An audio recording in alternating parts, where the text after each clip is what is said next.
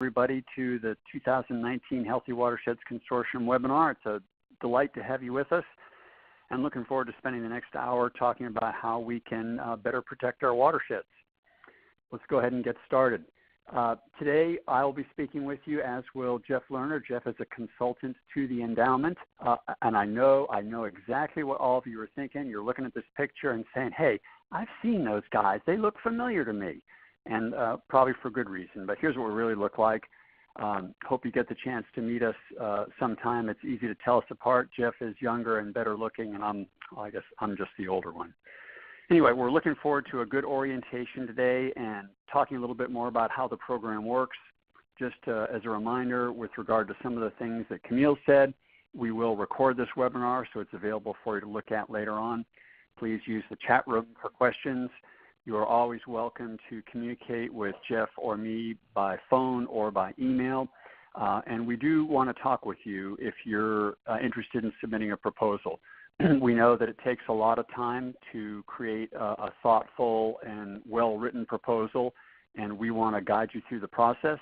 And so if you decide that you'd like to learn more about this program or that you do want to submit a proposal, we urge you to shoot one of us an email to set up a short call and talk with you in person. We can provide a little more information and perhaps reflect on what it is you plan to do and provide some guidance that I think will be helpful and save both you and us some time. So don't be bashful about reaching out to us. Prefer that you do it with an email so that we can schedule something, but if you can't do that and just have to call, that's fine as well. There are a lot of resources available on this program. We urge you to tap into those. At the Endowment's website, there is the request for proposals, which has a lot of extra information. There's a bunch of frequently asked questions. It's worth skimming through those. A lot of information on very specific issues there. There is a sample application also that's a little outdated. We'll try and get that refreshed soon. But we'll at least give you a little guidance as to how we're setting things up and what we're looking for. There are a couple pages there on goal setting. A big part of the actual paper application itself, or the electronic application, deals with your goal setting, and you might want to review the guidelines that we provided. We use the website for all the updates on the program.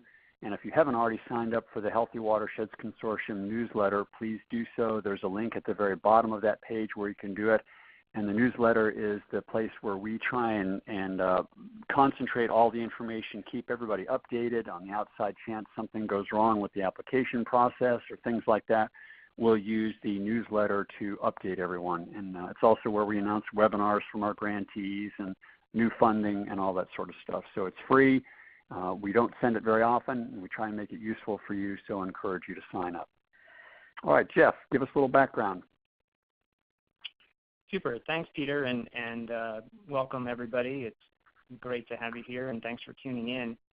So the purpose of our program, the Healthy Watersheds Consortium, is really to try to accelerate the protection of watersheds that are in relatively good condition. Obviously, there's a lot of challenges with many of our watershed lands out there, a lot of degradation, a lot of need for restoration. This program is a little different. It actually tries to focus on proactively protecting watersheds that are in good condition before they become degraded. We also see it as a magnet to draw examples together and share what we're learning about watershed protection so that others may duplicate and expand on that type of work. So as you're going through the RFP and the application, think of this as a prevention program and not a restoration program. This is the fourth grant cycle of our program. It's a 6-year program that we have created with the EPA and the NRCS. A huge amount of credit goes to the EPA for really taking the lead on kicking this off. We've been working closely with the EPA's Office of Wetlands, Oceans, and Watersheds on this program. They're terrific partners, and we also are thrilled to have NRCS as a funding partner as well. So the three entities, EPA, NRCS, and the Endowment, provide funding for the program. Again, the focus is on watersheds in good condition. We're trying to prevent landscapes from deteriorating and accelerate watershed protection.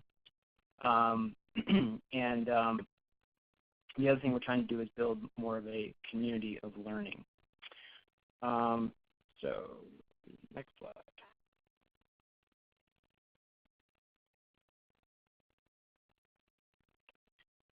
So if our ultimate desired outcome is good water quality with functioning freshwater ecosystems, to ensure that, we believe that what's going on with land cover is really important. What we do on the landscape affects non-point source pollution.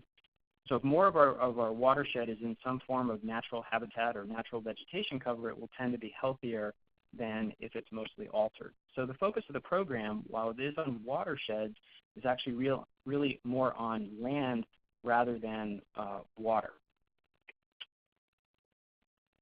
And so if watershed protection equals land protection, then the two primary types of land protection that we're considering for this program are one is land acquisition and conservation easements. That'll be fairly familiar to many of you who are land trusts or work for protection agencies. But it's also worth mentioning that we are willing to consider projects that are associated with what we're calling stewardship, which may have to do with how you actually manage the land that are already protected. And again, we're looking to maintain land cover in good condition. So, for example, the picture that you see on the right-hand side of the screen here is a forest, a picture of a couple pictures of forests. One is a little too dense, needs to have some thinning. There's more fire risk associated with it. And the other picture below shows a more recently completed stewardship project that will actually maintain the condition of the forest and reduce fire risk. So we're willing to consider stewardship activities, just not restoration activities. So thinning, prescribed burning, those types of things would be acceptable activities that we could help support how you can get to accelerating those types of activities, but not necessarily the actual afforestation project per se.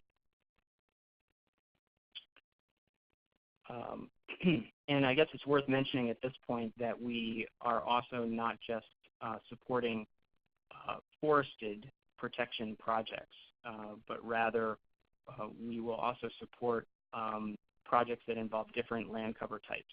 So wetlands, agricultural lands, grasslands, and we've actually supported some projects that involve all of those different habitat types. So just because the U.S. Endowment is a forestry-oriented foundation, that's not the only focus of this particular program. Okay. Next slide on eligibility. We have tried to keep the program fairly open to different types of applicants. We encourage partnerships and leveraging of resources. We do know that federal agencies are often important for landscape-scale watershed collaborations, and you're certainly welcome to partner with them, but we cannot actually make grants to federal agencies. We also can't fund individuals who are operating on their own. However, that still leaves a wide variety, we think, of potential applicants. So nonprofit organizations, land trusts, but also tribes, state agencies, local government, for-profit companies, as well as public-private partnerships are all encouraged.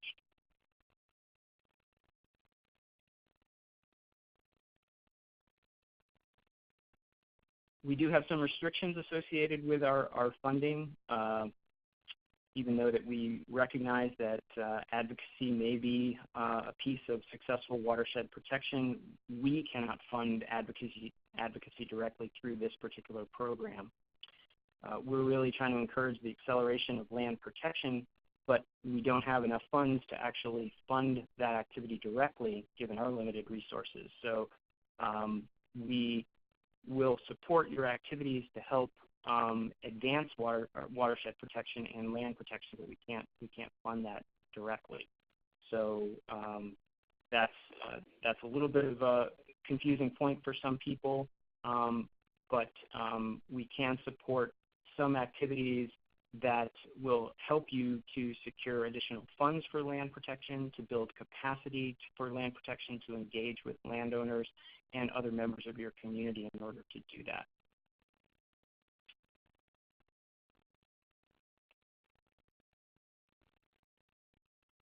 In terms of the amount of funding that we have, this year we expect to have just over $1 million available. We do require matching funds. Just to reemphasize, these are fairly limited funds to, for a really big job. Awards range in size from about $50,000 to up to $300,000. There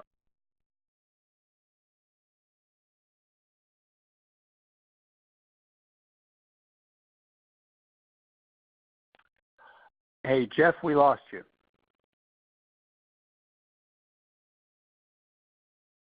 Okay, this is Peter. I'm going to chime in until Jeff comes back on. So again, just providing here a range of funding options. One critical thing to keep in mind this grant cycle is that your projects have to conclude by September 31st of 2021. So the way the timing on this works, and we'll have another slide about this in a second, applications are due in the early part of 2019. Decisions will be made about April, May or so, contracting in early summer. So if you're successful and we got a contract set up in early to mid-summer of 2019, you're going to have a little over a couple years in which to finish your projects. So if you've got a 5-year project, that's not going to work. Be sure to keep this deadline in mind. Perhaps we can handle a portion of your project or an initial part of it, but they've got to wrap up by September 31st. We request a 25% minimum match requirement. We do have provisions that if you're unable to meet that, we certainly want to talk with you. Don't let that be a provision that precludes you from applying, but that's our goal. And also keep in mind that the request for proposals may change in future years. Right now, we're anticipating that this is likely to be the last grant cycle where we offer wide-scale funding for this project, given that we're so close to the end of that September 30, 2021 deadline. If we get other funding between now and next year, we may have another grant cycle, but this is more than likely the last grant cycle for this current program. Jeff, you back on yet? I am. Can you hear me? Yep, go ahead. All yours. You're on the schedule. Okay. So as Peter mentioned, yeah, we do have several months available now before proposals are due. So we, this should give you time to contact us to talk about your ideas, put together your proposals. We're expecting proposals due in early February. That is a hard deadline. We expect to have a proposal review completed in the month of March, and we'll get back to folks in early April. These are estimates, but we do try to keep to those.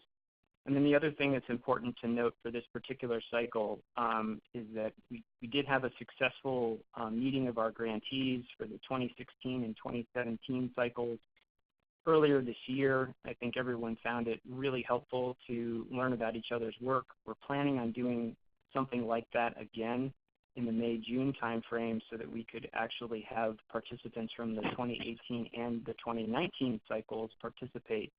So if you do propose a project and if you are successful, please keep in mind that we would expect that someone from your project team would be able to attend that grantee meeting in the spring, early summer of this year, this coming year.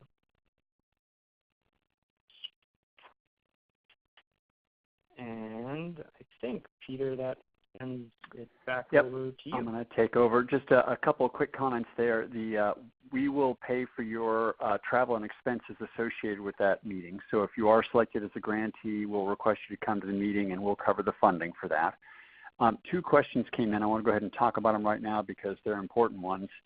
One question from Emily was, does the prohibition on direct conservation easement funding mean conservation purchase funding, or does it also include staff time?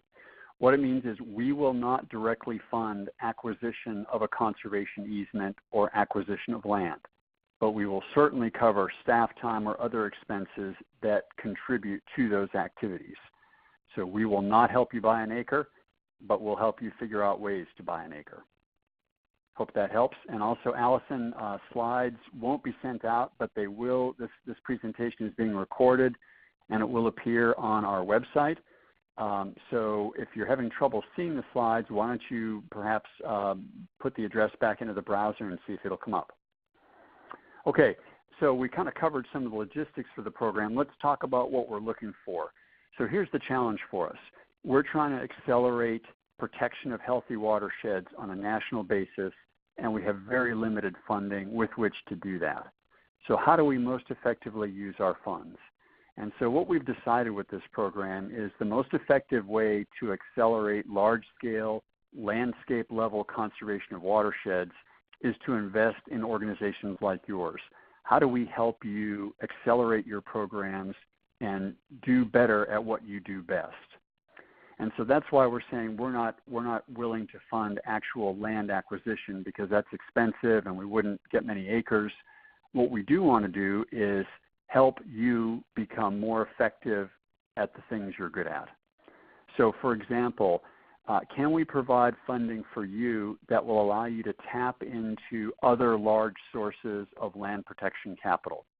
Are there foundations or loan funds or other programs out there that you can't access right now because you don't have the staff capacity to do it? Do you have ideas for how to create a long-term funding source?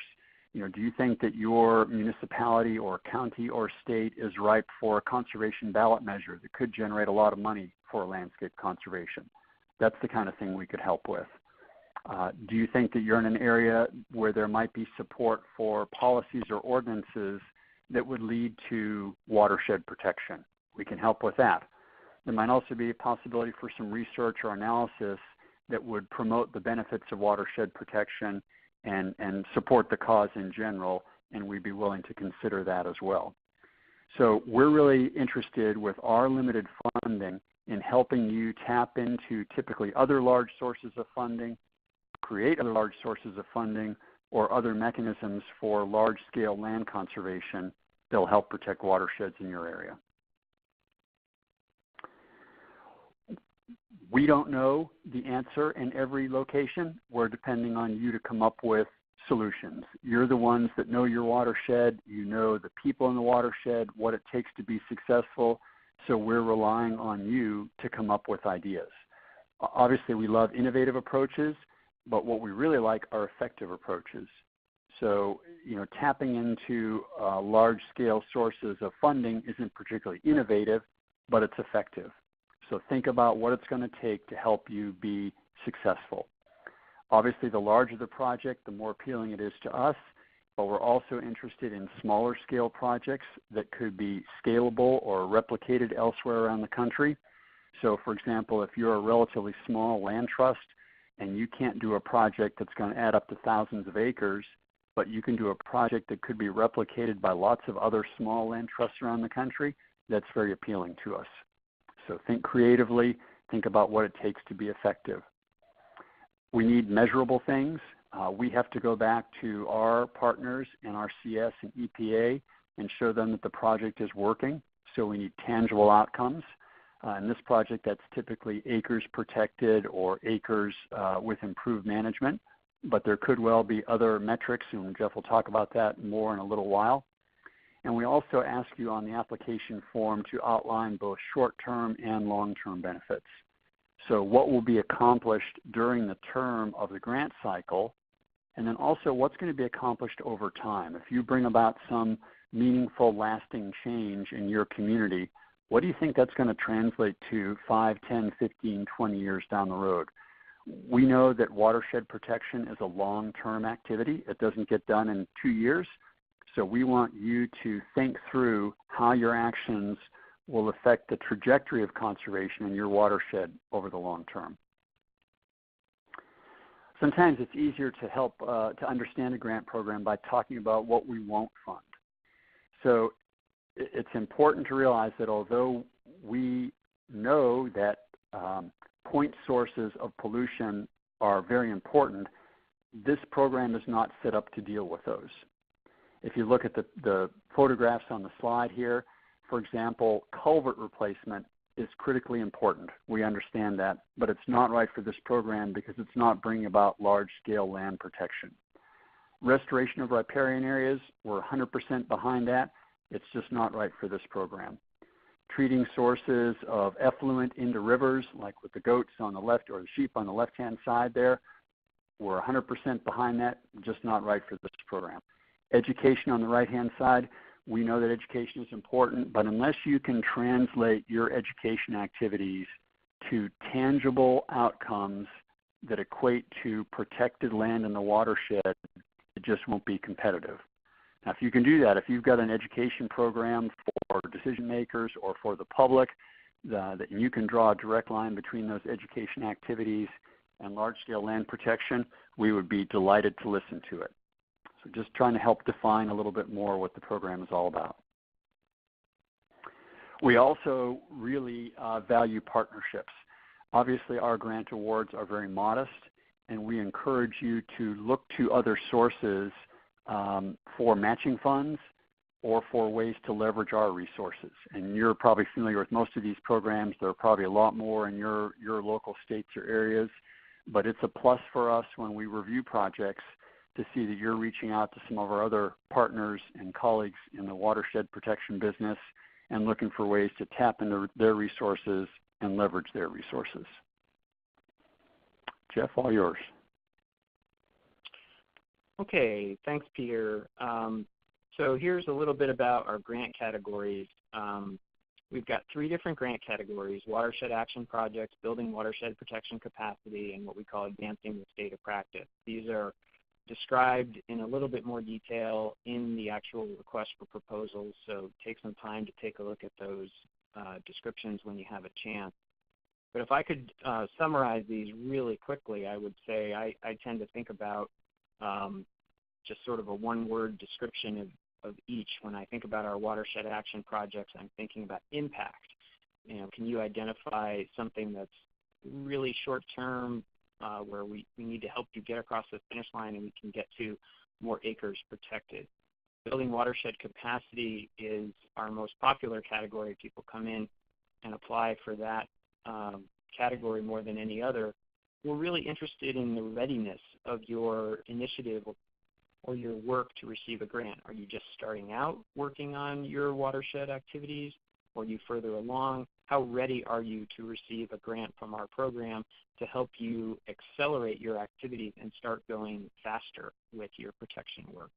And then the last category, advancing the state of practice, I think about transferability. We are trying to build a community of learning, a community of practitioners in watershed protection. So what is it that you're doing that we could use to share with others that could help them in other places around the United States? And so therefore is your proposal for an activity that's going to be easy to transfer to other watersheds so they can be more successful. The last point about the categories is not to get really hung up on them. We would like you to take a look at those categories and slot your proposal into one of the 3 categories. But if we feel in reviewing your proposal that it's not in the right category, we can move it to a different category. So the main point is you will not be, your proposal will not be rejected simply because you didn't apply in the right category.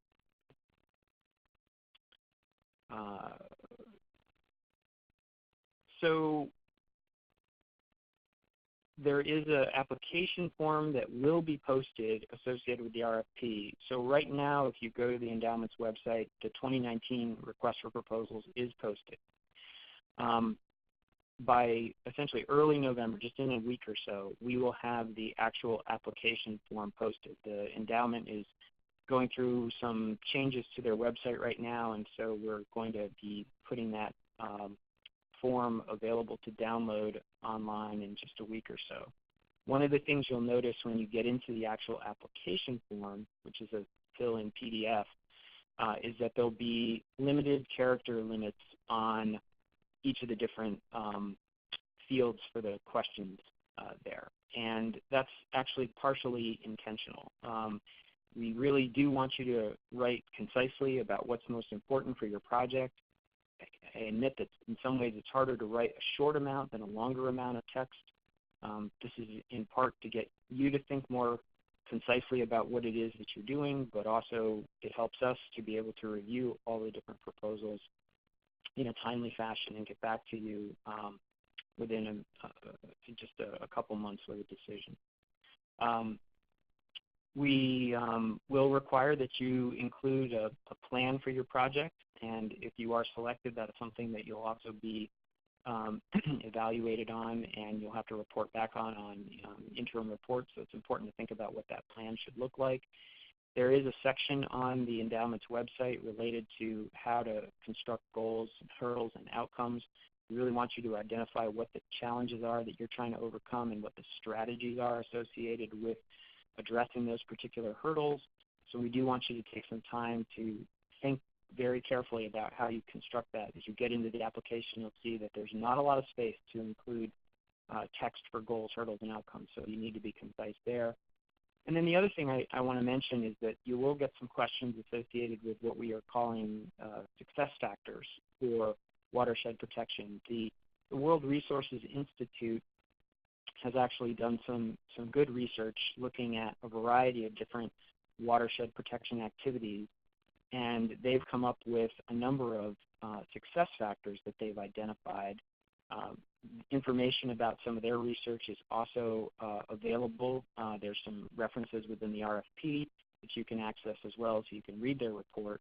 But these questions related to threats and opportunities within your watershed, who your partners are, have you built an economic case for watershed protection, what's the social infrastructure, who are the players within your watershed and how are they working together toward watershed protection, are you engaged with your water utilities, et cetera.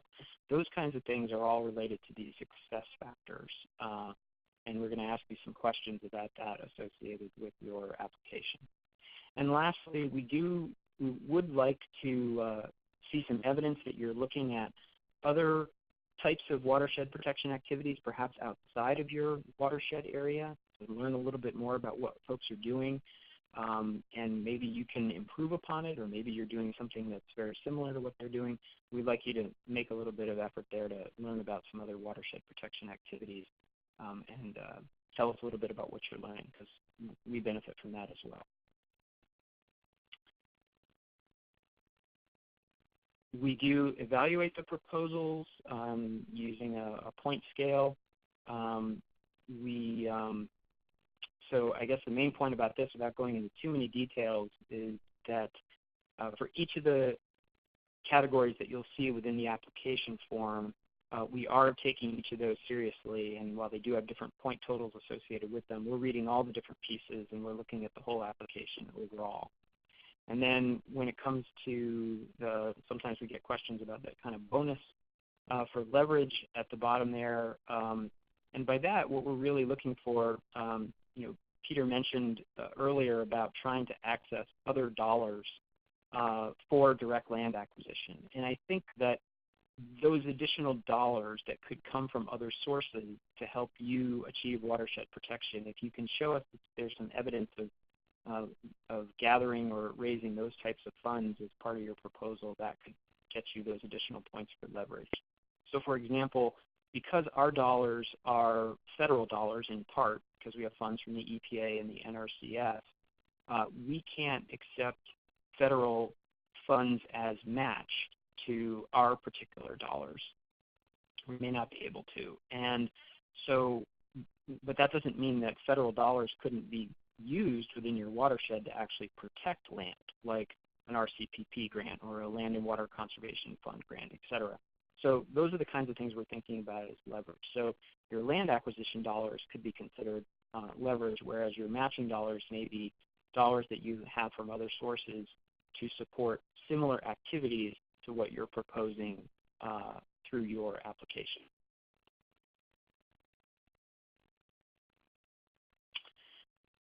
And then we will actually be looking at evaluating your project specifically and the program overall. And so we are going to ask you as part of the application process to identify what your goals are in terms of acres protected short-term and long-term.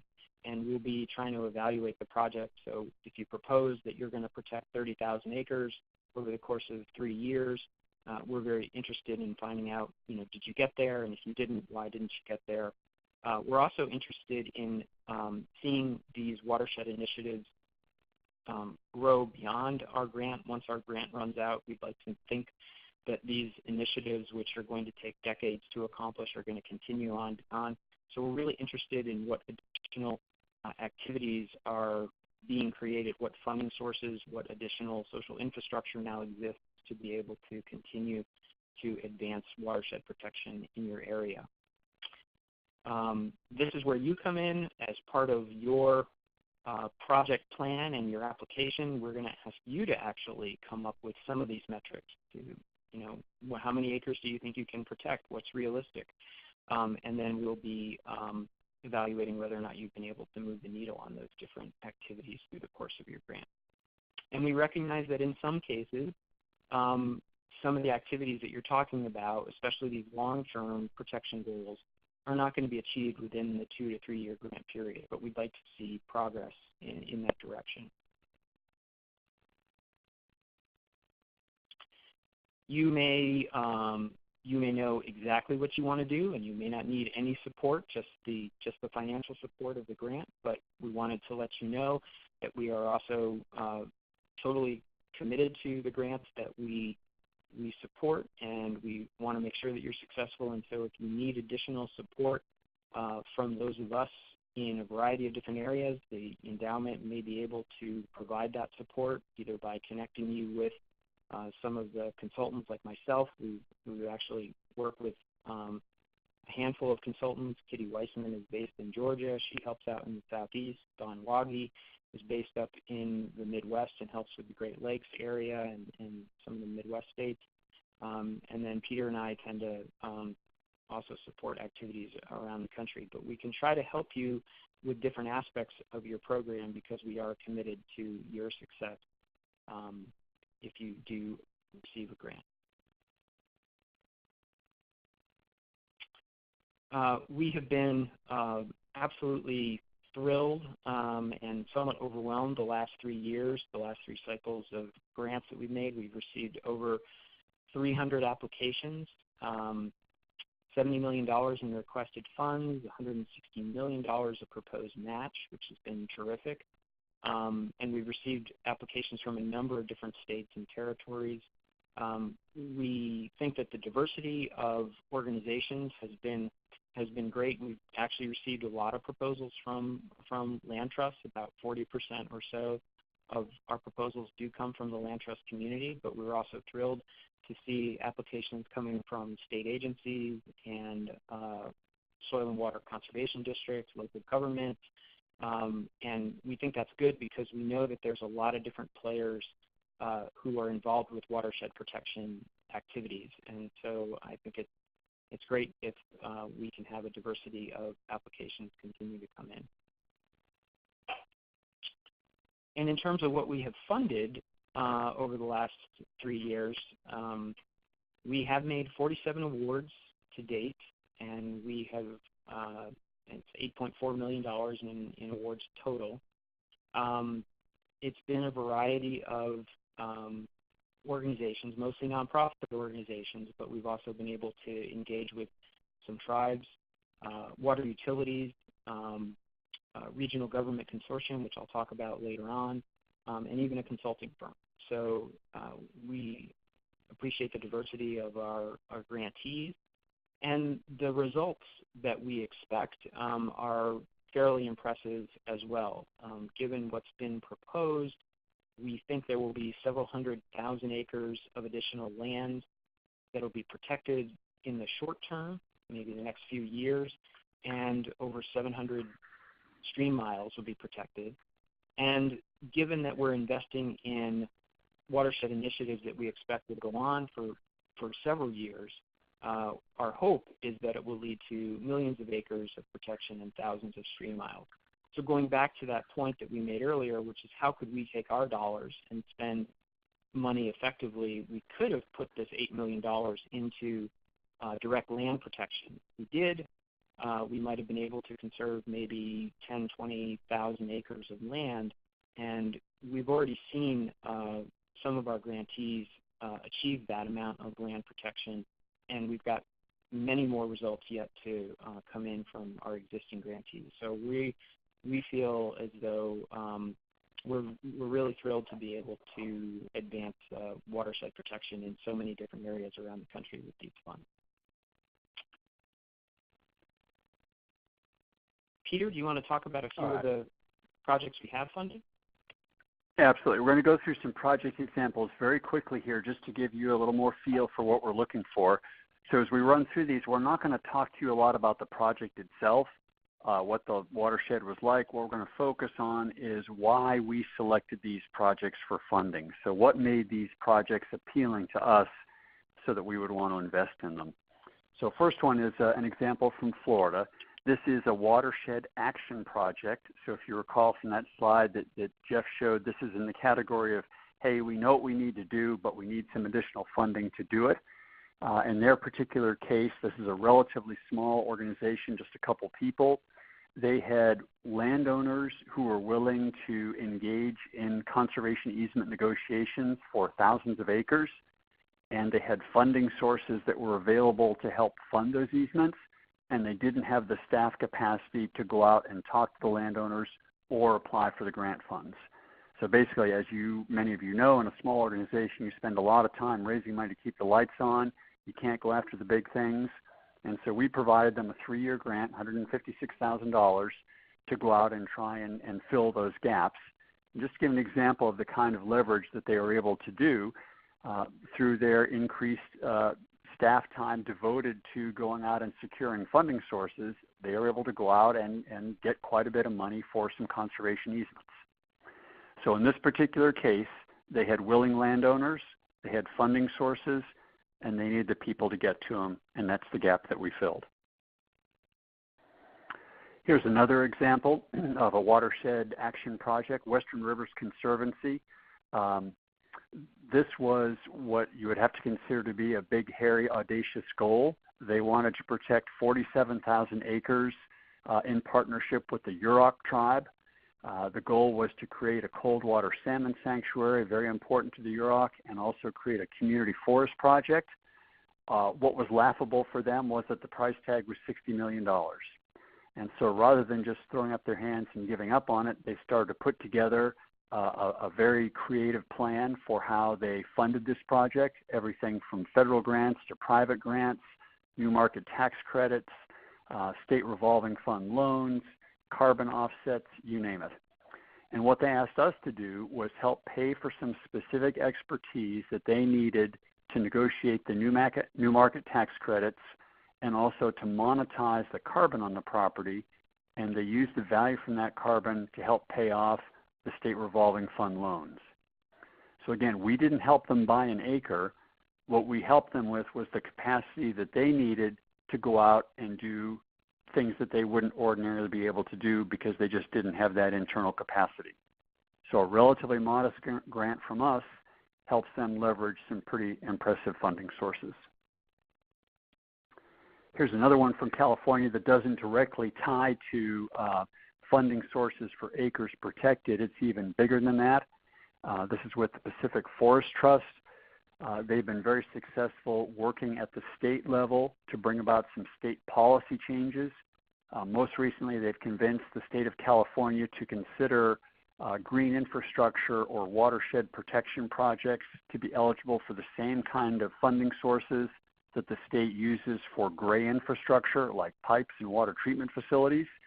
They believe that this is going to open up a whole new category of funding that can be used to protect water sources and the watersheds that are responsible for helping them with the quality and quantity of the water that's flowing into their cities.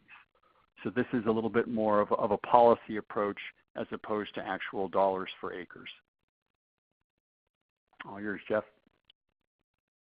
All right, so this is a grant we made to the Down East Salmon Federation. Down East Salmon Federation obviously works on fish. They do a lot of great stuff for fish. They do protection or restoration projects and monitoring projects, et cetera. But what we zeroed in on and what was interesting for us was to help them expand a portion of their operations, which actually goes out and helps, it functions as a land trust within the organization and goes out and protects land along some of these salmon streams. And so we really zeroed in on that to try to figure out how we could help them protect these stream corridors faster.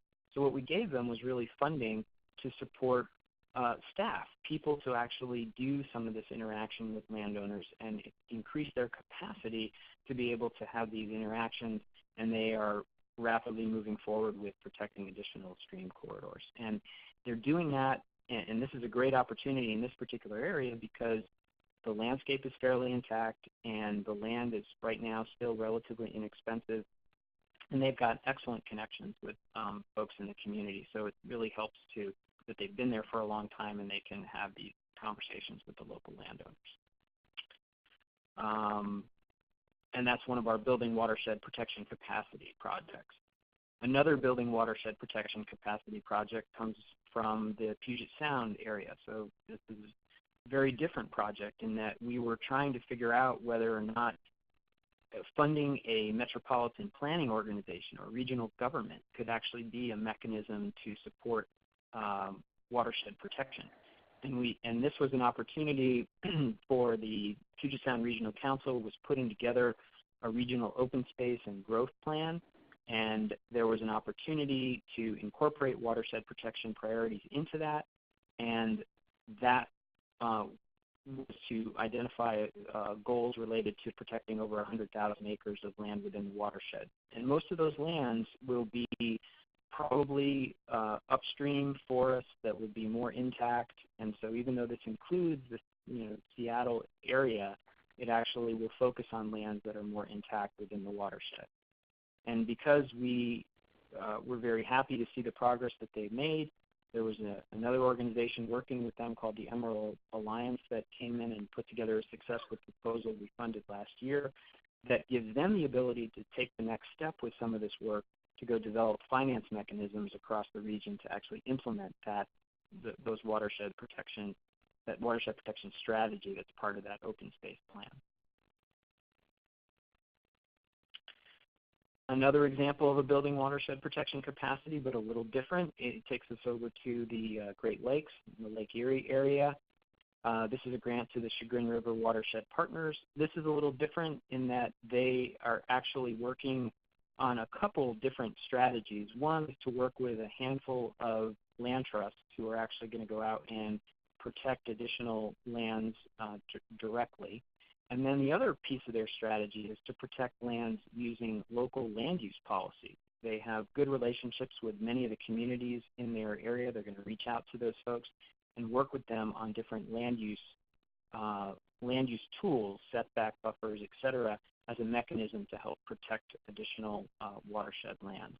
And the other thing that was appealing about this particular project was that the state of Ohio has a very interesting program related to their Clean Water State Revolving Loan Fund that provides dollars for both protection and restoration projects. And so an added bonus of this was that we knew they were going to tap into some of those state dollars to be able to advance protection in this area as well, and that was attractive to us too.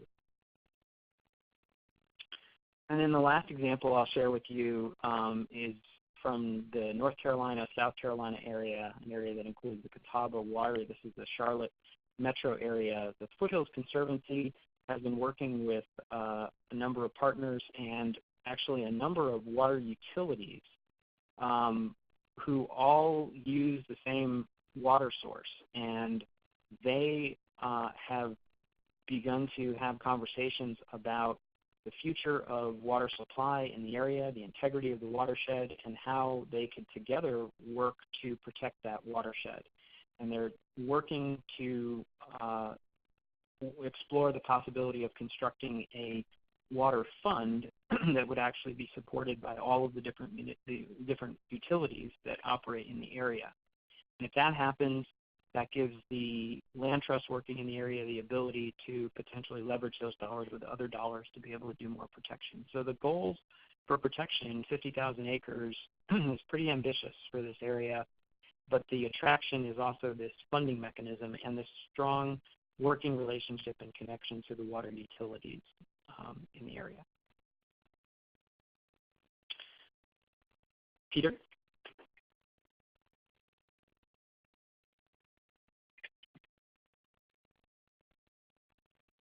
Peter? Yep, thank you.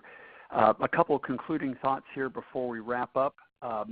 First of all, an extra thanks to our colleagues at the Environmental Protection Agency and Natural Resources Conservation Service for making this program possible. So thank you for their support. Jeff talked a little bit earlier about matching funds and leveraging funds. Just for your planning purposes, keep in mind that awards from the Healthy Watersheds Consortium Grant Program are typically made up of three funding sources: EPA, NRCS, and the U.S. Endowment. EPA and NRCS are federal, the endowment is private. The federal agencies have a number of provisions that go along with their funding. Just be aware that you as recipients would have to be responsible for observing all those provisions, and they're pretty standard for all the federal partners, but just want to make sure you're aware of that. And then one last thing I wanted to mention before we get to the questions is risk. I hope you saw in some of the project highlights that we gave you, many of these projects are not slam dunks. These are creative ideas that may or may not work. We highlighted for you today a bunch of successes, but there have been some projects that didn't work. We had a fairly high-profile project in our first grant cycle where a partner thought that they were going to be able to do a very high-profile conservation easement on a critically important forest. They had a really terrific approach lined up for tapping into a state revolving fund loan, and it turned out that the landowner decided not to sell the land. And so this entity invested a lot of time and money, including some of our money, into that project, and it's basically not going to work. We learned some things. We were all sobered by the fact that the deal is never done until the paperwork is signed. They did their very best, and it just didn't work out. So if you've got a project that isn't assured but could be a game changer, we want to talk with you, and we're sometimes willing to take calculated risks to make sure good things happen. So let's go to a couple of the questions that have been submitted. If you have questions, please type them into the chat box, and we will do our best to answer them. Justin asked about stewardship contracts. Justin, I'm not exactly I'm not sure what you mean by them being ultimately revenue neutral, but I think it would be certainly competitive for an entity to apply to the Healthy Watersheds Consortium Grant Program for the capacity support needed to undertake a stewardship contract and potentially get many thousands of acres improved. Again, it's a highly competitive environment. We'd want to know if that award to you enabled a single stewardship contract, would enable you to go after other stewardship contracts in the future. Just think about the fact that only about 1 in 6 or 8 proposals is being funded, and you need to make sure that you're competitive. But conceptually, it would certainly work. There are a couple questions about the different categories that Jeff described: watershed action projects, building watershed protection capacity, and advancing the state of practice. Again, those aren't really hard buckets of funding. That mostly just outlines to you the kinds of things we're interested in. You could submit a proposal to more than one category. You would not want to submit the same proposal to more than one category. But if you have 2 different ideas that fit into different categories and wanted to submit those, you're welcome to do that. Rest assured that if you submit a proposal to one category and we think it fits better in another category, we're just going to move it. What category it's in really doesn't make a whole lot of difference. It's more just to give you an idea of the kinds of things we're after. So don't worry about that too much. If we like your project, we'll find the right category to fit it into.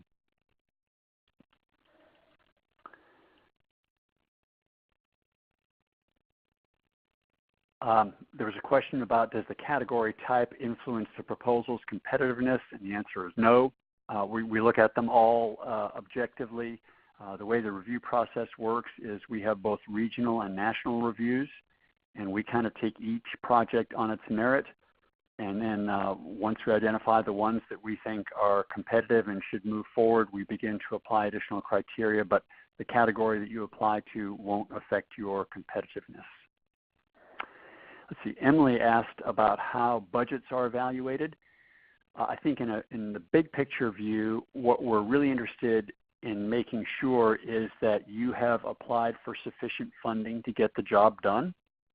So if you're taking on a big goal and we don't think that you've applied for enough funding to get the work done, that's a bit of a red flag. Obviously, cost effectiveness, level of detail, things like that are important, but we really trust you that you know what you need to make the project happen.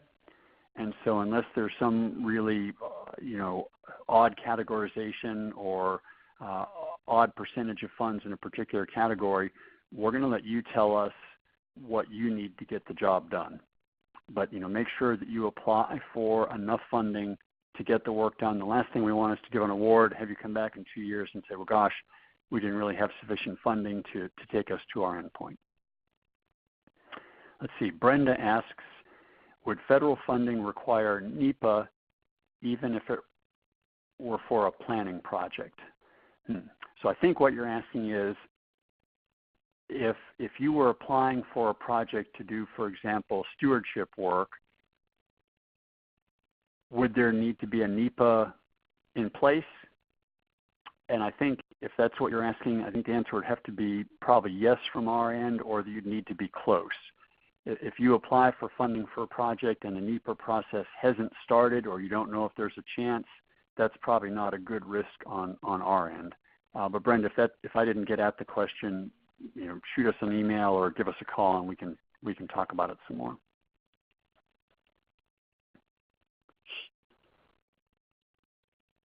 Let's see. Allison asks, are we open to discussion on project details prior to submittal? If so, who is the best point of contact? The answer is absolutely, and that's why we're showing you our names, phone numbers, and contact points. You can contact either of us. We strongly urge you to talk to us before you submit a proposal. And what we're going to be able to do is help you work through some of the details, help you understand whether or not your project is competitive, hear a little bit about your ideas. But we are open to doing that and want to do it. You can contact either of us. Jeff might be a little easier to get hold of than I am, but you can write to both of us if you want to, and we'll figure out how to get in touch with you. See, Jessica asks, can working lands with vegetative cover and conservation practices in place be part of a protection plan submitted to the program? Let's see. So I'm not exactly sure I understand the question, but if you're asking if we are in favor of projects that involve working lands, the answer is absolutely yes. We want to make sure those working lands are in pretty good shape. Again, if you're looking at cornfields and trying to restore them, that's probably not for us. But if you're looking at working forests or grazing lands that are in pretty good shape, and would we consider projects to protect those lands from conversion to other uses that could have detrimental effects on the watershed, then the answer is absolutely yes. So we're big in favor of working lands, and that's, again, as Jeff said, not just forests, it could be any working land. Daniela asked when the RFP is coming out. It came out a couple months ago. It's on the website. So please double check the website. All the information is up there. And Danielle also asked if you can include indirect costs. And yes, you can include indirect costs, and we will honor federally approved rates. Again, that's also covered in the frequently asked questions. So one thing that would make Jeff and me very happy, if you set up a call with us, please try and skim over the RFP and the frequently asked questions first, so that if it's stuff that's already been addressed, you'll know about it and you can move on to a more advanced question. So that's the reason we put all those resources out there, is so that information would be there for you. Jeff, any thoughts or comments on those questions? No, maybe the only thing, just to give people a little heads up, if you've been to the Healthy Watersheds page on the U.S. Endowment's website in the past, the Endowment, as I said before, is going through a few changes to their website. And so if you do a Google search, it might send you to an old page for Healthy Watersheds that might have some outdated information. My recommendation is to either use the links that we've provided here in this webinar, or just to go to the main U.S. Endowment page. They've got a box on the right for RFPs. Drop down to the Healthy Watersheds RFP. That should take you to exactly where you need to be for this year's RFP and information. Yep, it's up there on the screen right now, hopefully. And if you can't find us, can't find it, or you're having trouble making a connection, let us know. We also have, in addition to putting this webinar up there, we have recordings from a couple webinars that have been from grantees who've already finished their work. Pretty fascinating stuff. There's one from Western Rivers Conservancy that talks about how they tackled that big funding goal of theirs. So there are several up there, and they're well worth the listen if you get the chance. So any last-minute questions? If not, we thank you. We look forward to talking with you. One of the great pleasures for us is the chance to interact with you. Please don't hesitate to be in touch. Go to the website for information, and don't hesitate to email us or call us with questions. Jeff, thank you. Camille, thanks for all your help putting this together, and we look forward to hearing from you that are out there in the field doing great work. Thank you.